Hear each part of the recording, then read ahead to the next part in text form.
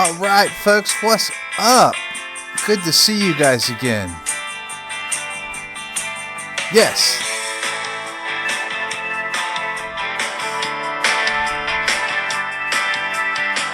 I hope everything's going well for you in the wee hours, in the dead of night, on the graveyard shift.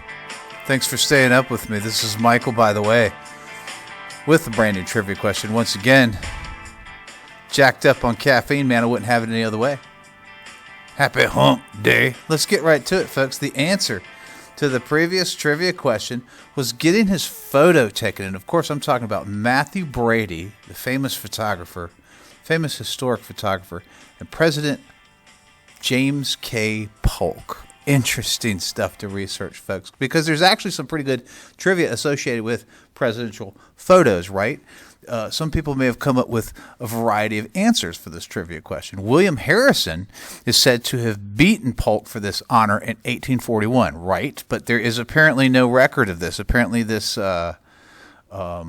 picture was taken, but it got lost somewhere down the line. John Quincy Adams did have his picture taken. This picture sustained and was able to be historically documented in 1843. However, he was the former president at the time. So President James K. Polk, which fit, all the pieces fit, all the boxes checked there for the trivia question, gets the credit as the first sitting president to have his picture taken while serving the country as the commander-in-chief. That's what I'm talking about. Now, part of the reason why this is documented in the manner it was because of the fact that it was the famed Mathew Brady who made a name for himself during the Civil War. You have probably heard of this photographer before who took the picture, and it became a significant part of his incredible gallery and his very enduring legacy as a photographer, as a historian. Have you ever heard, if you have ever heard of Mathew Brady before you, and then like I said, you probably have. He's famous for the pictures that he took, especially during the Civil War era.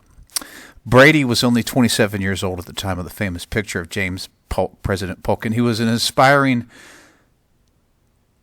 daguerreotype. I think I'm saying that right. Okay, now this refers to the daguerreotype. I'm pretty sure I'm saying that right. If I'm not, please forgive me.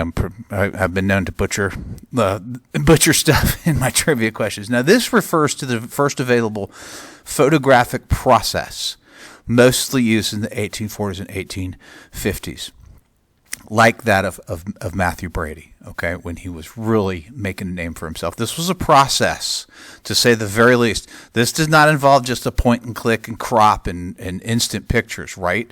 This involved a polished sheet of copper, treating it with fumes, exposing the camera, fuming it with mercury vapor. This was nothing easy. This was not an easy process. This took some time, right? Not easy by any means. I found old pictures of whole traveling wagons that were designated as portable developing studios or salons, if you will, to process this kind of stuff. It took a whole traveling crew, if you will, to get these pictures processed. And it turned out to be a very, very important part of history. Poor Mathew Brady, as it were, he went on to take iconic and historic pictures that were vital to the historic documentation of the Civil War. Again, that's where he really made a name for himself, where you've probably heard of Mathew Brady, his famous pictures of Abraham Lincoln, of all of the famous battles of the Civil War, etc. But research indicates that he was very ambitious, and these efforts frequently outweighed his business savvy and his knowledge. He was often in financial trouble, chasing his dreams of being a photographer, as most people are, right? So research indicates he basically was broke when he died, unfortunately. Died penniless, which is a shame when you given his very significant contributions to history, to include the one and only famous picture of President Polk, which was the focus of the trivia question, and of course the rest of his historic contribution through his photography. Now, there has been a revival of sorts of this kind of picture processing, right? The daguerreotype, if you will. I think I'm saying that right.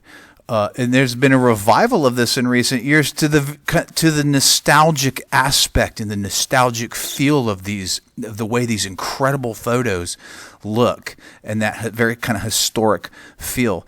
they have to, almost kind of like the revival of the vinyl album, if you will. Anybody who's listened to my trivia questions knows I am a vinyl album collector for sure. So I can get into this kind of stuff. I sure can. And the whole history behind everything. I'm fascinated with this. This was a fascinating trivia question to research. I've always wanted to take good pictures, but it never panned out. I just don't have kind of the eye for it. I know people who do, and people who have been doing it for a long time, and people who are very, very good at it.